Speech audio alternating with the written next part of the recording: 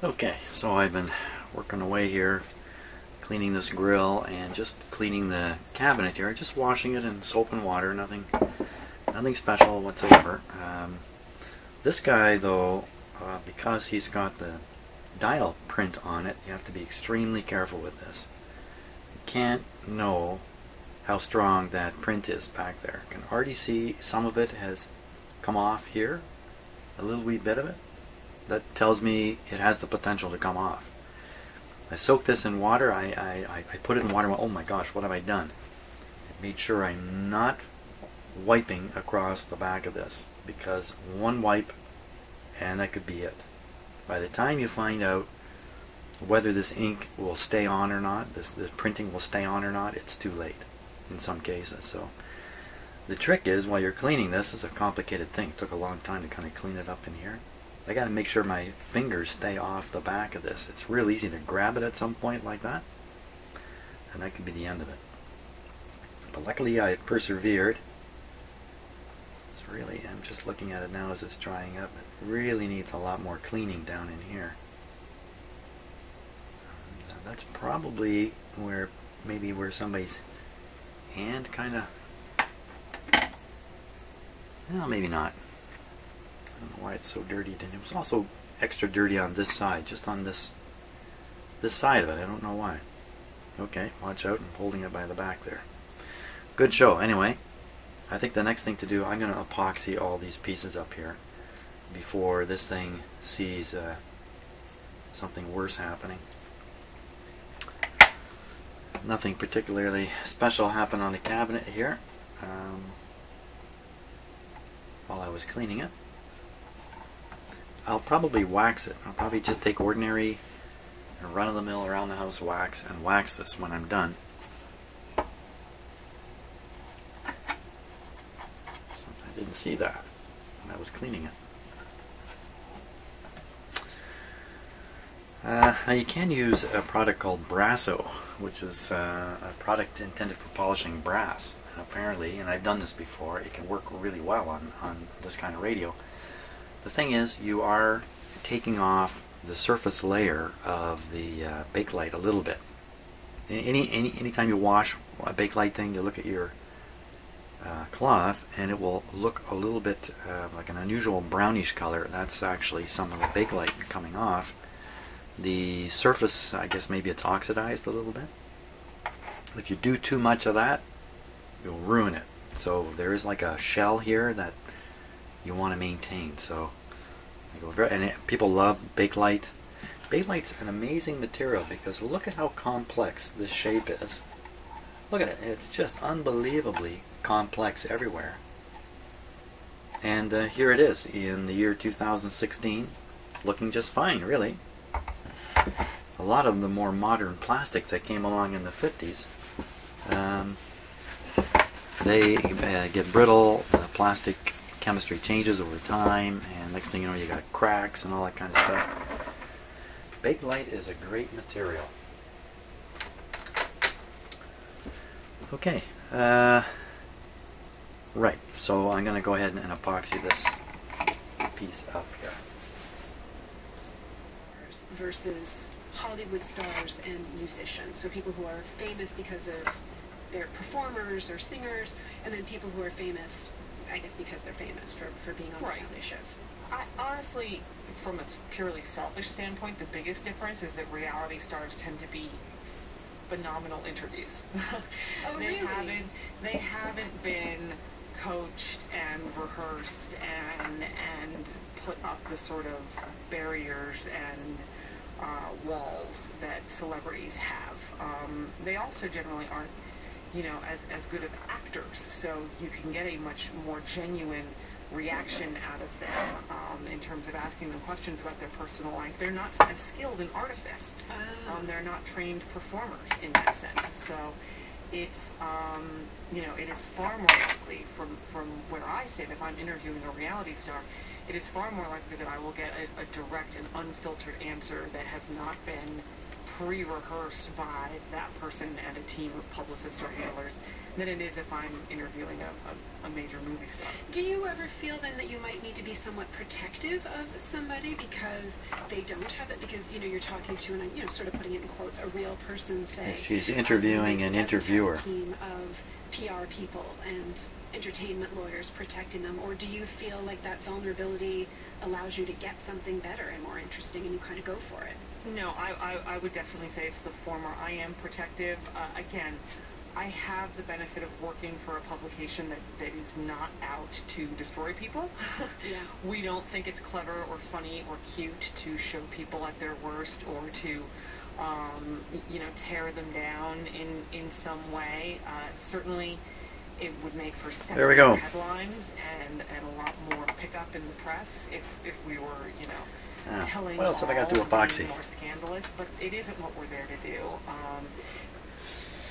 Okay, so I'm gonna let that solidify, and we'll carry on afterwards. No, you know what? We don't need to stop here. Let's keep going. Get a little more done. Get a little more done. Okay, I gotta take off the knobs.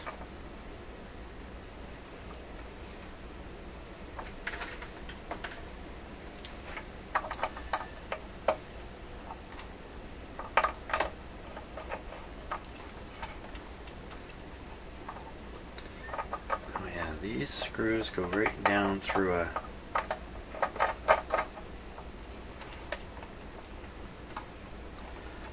opening in the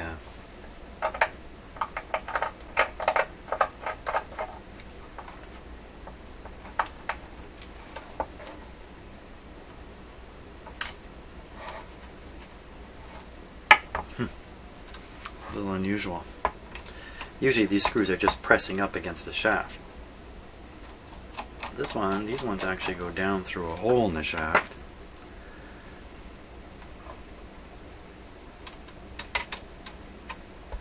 There we are. Pretty easy to lose these little screws. Deposit them in the bag right away. That comes off. This guy comes off. More big light. Fantastic material.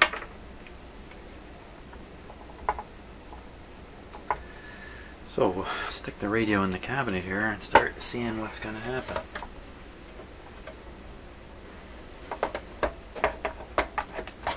At the very least, I'd like to end today with some kind of notion as to what I have to do tomorrow.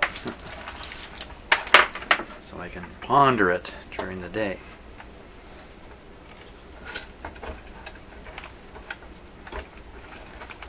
That's how the radio would go in. Now the speaker has to be mounted in there, and wires have to be kind of long enough to allow for this. I'll probably put a little bit extra long wires on the speaker.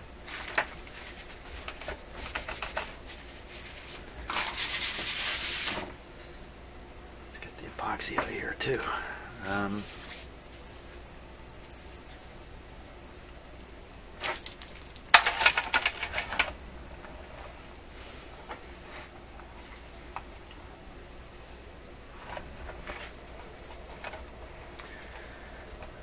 Not look easy. You know what else? It doesn't look to be any room inside this radio for me to hide a pack of batteries. I'm going to be putting a series of 9-volt batteries together and a 1.5-volt cell to run the heaters, and the 9-volt batteries will run the B+. I got to figure out where to put them. They may be in a little box out on the end of this wire. That may be the best move. Rather than, so how are these wires anyway? These wires are pretty darn good. No cracking or anything like that. They feel quite flexible. They don't feel like they're stiffening up. Maybe that's what I'm going to have to do, is make a little battery box and have this in it. I was thinking there's probably enough room in the radio for the batteries, but you can see the radio was never intended to have the batteries inside it. Some of these radios do have space to put a battery in it. And the old batteries were very large. The 45-volt batteries were fairly large batteries. Now this is great. Not only can I not see the string from the front, I also cannot see it from the back. It's down low on the front apron. I can touch it though. I can reach in there.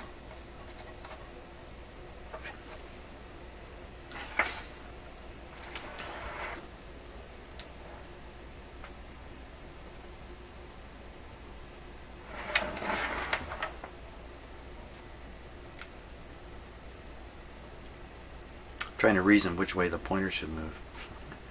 That's bad reasoning.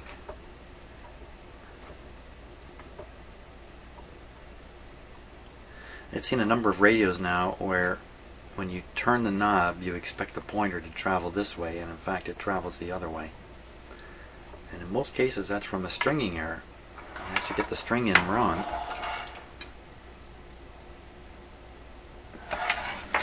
So this one, my natural tendency is if I'm turning it this way, I expect the pointer to go that way. Let's turn it the other way, all the way.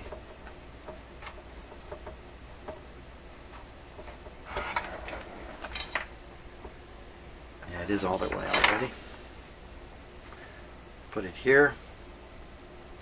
The string should have traveled its maximum this way. It's ready to come back that way.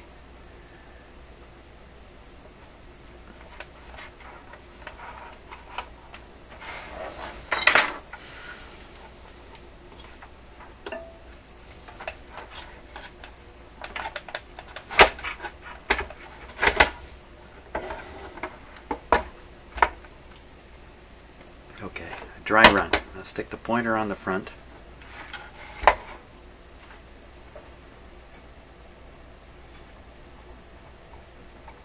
stick the pointer over here.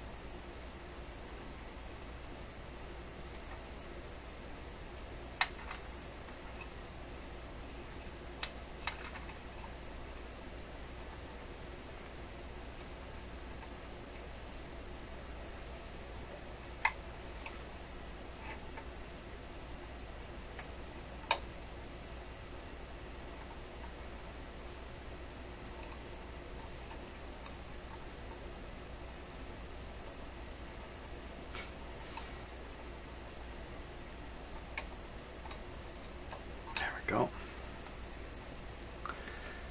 Now it's only wrapped around once.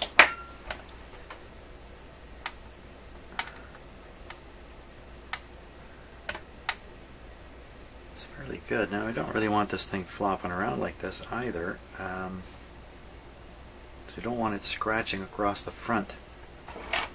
Is there something that guides this pointer? I really don't think so.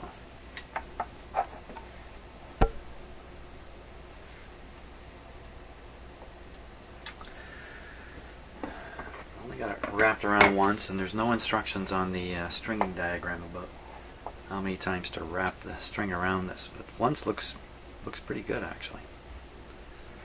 Okay, so see if I can tuck it into the radio now. Challenges of challenges.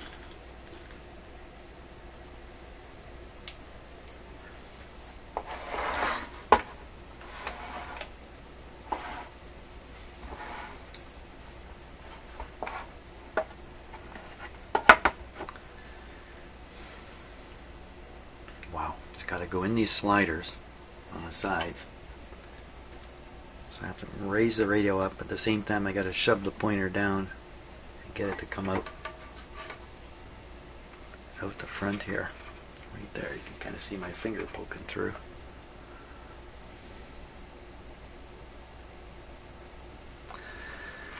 Wow. Okay, dry run. A dry run. Never heard of a wet run. When do you do a wet run? Okay, so push this down. Just doing it by feel. Push the radio in.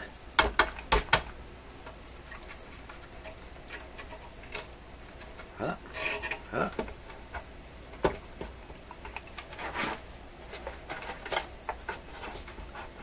Okay, what do we get?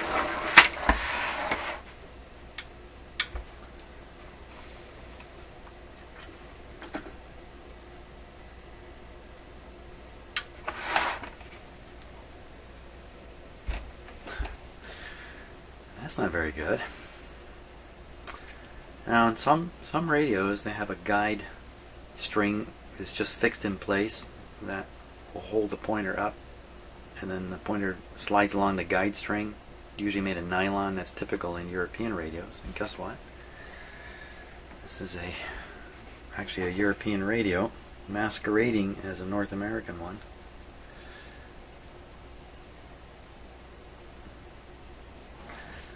Would be better if I wrapped it in such a way on this string that it's sprung upwards, but you know, can you really rely on the string to give it that twist? I don't see how the...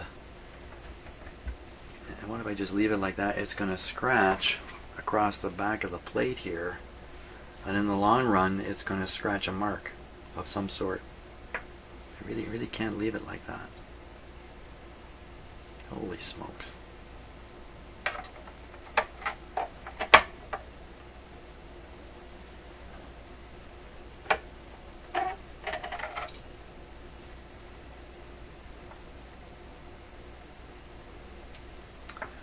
Wow, I don't really see a solution for that, for the situation here.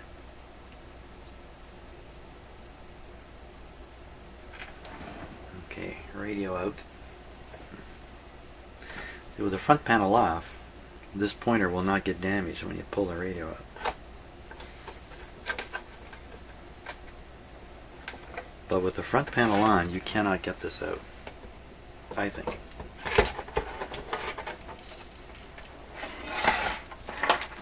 So there it is, pointer hanging. Let's move it here. Let's see what the pointer's really hanging.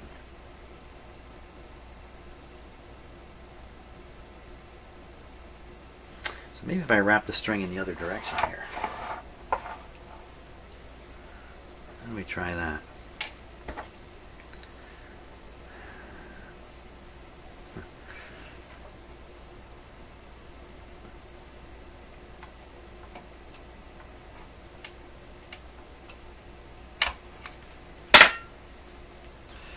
Other direction.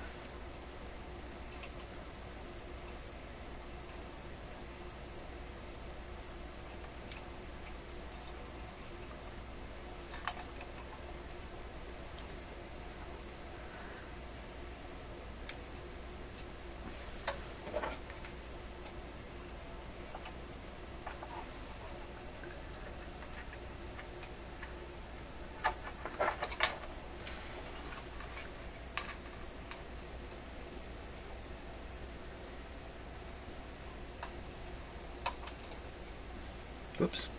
Oh, now I cut it right off. I don't know which way it was.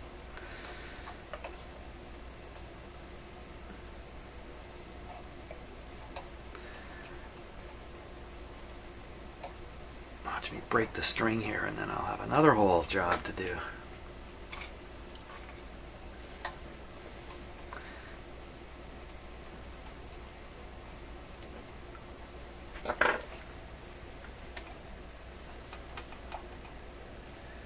Could put slack in the string, fiddling around with the retention spring up here, but slacking the string off, it's going to start coming off all over the place.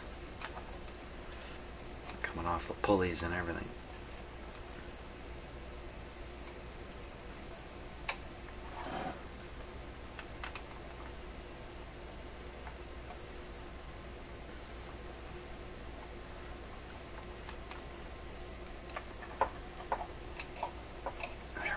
got it. Yeah, now it's standing up straight. Ah, look at that. Pretty good. Now, everything is this way, so I'll move this way. Oh! Well, it may not be so bad. Dragging on the back of the plate here. Let's take a look and see. See if we can see any skid marks from.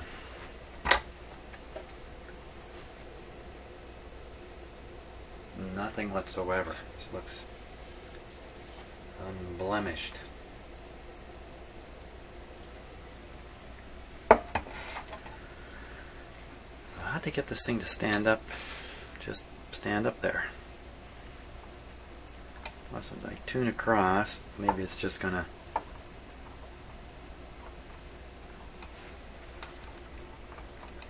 This is a very hard guy to tune.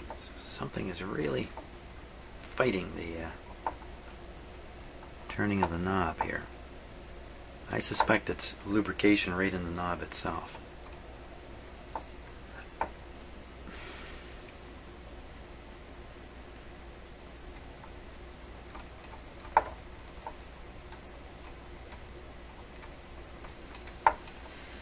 As I go across, the strings twist, changes, and over time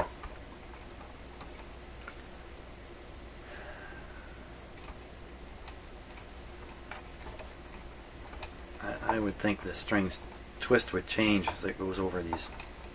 Yeah, I don't think I can get it much better, really.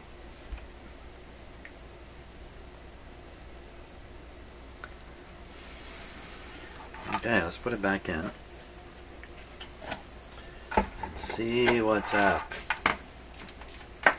Boy, you'd think there's a crowd of people here with me the way I talk.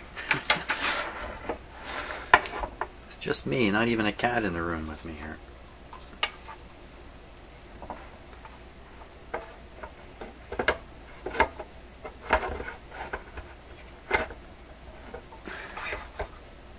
Okay.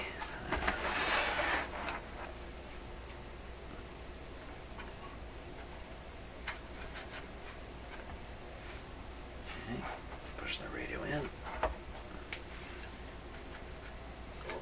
Okay. Pointer showing up there.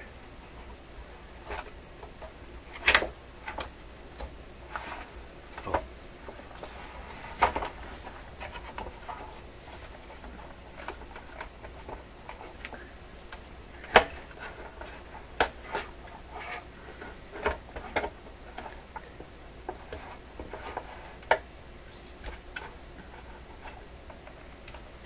Okay, so the pointer came out.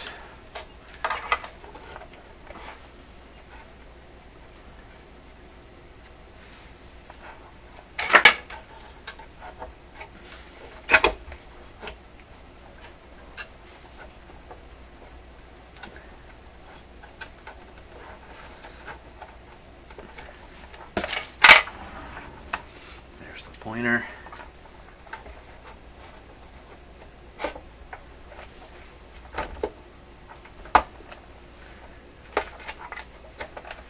Okay, that's the radio in. Pointer is still tipping forward here. There it goes. Okay, so now it's running along this back plate. That's not bad. That looks good. I like that. So we're all the way over now. Hey, you know what? I can just fit this on here and see if it's. So there's the little mark. It's just a little too far. This is actually easier than I expected at this point. So I really have the capacitor wide open. Now, moving this on the string.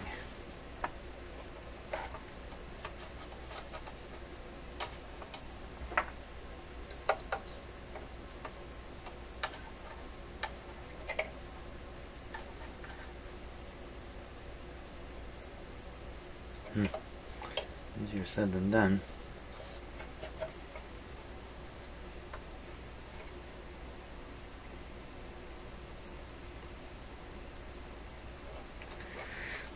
Didn't move. So I was applying additional pressure on it. It wouldn't move. Okay, because now it's wrapped in there pretty good. So let's just make a little measurement here of how far we have to move that.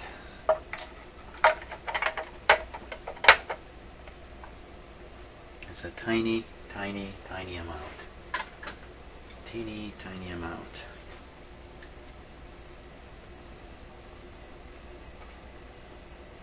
Almost not worth worrying about, because the parallax error on the pointer is quite significant on this radio. So for instance, if I look at it on this angle, it's perfect. Look at it straight on, it's a little off.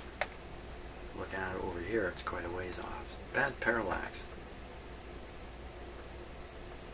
That's about the distance we need to move it.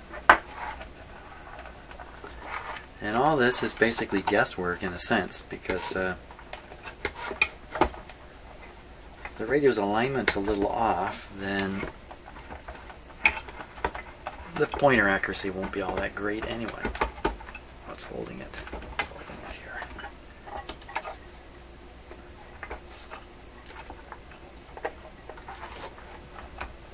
Oh, oh, oh, oh, don't put that on there. Okay.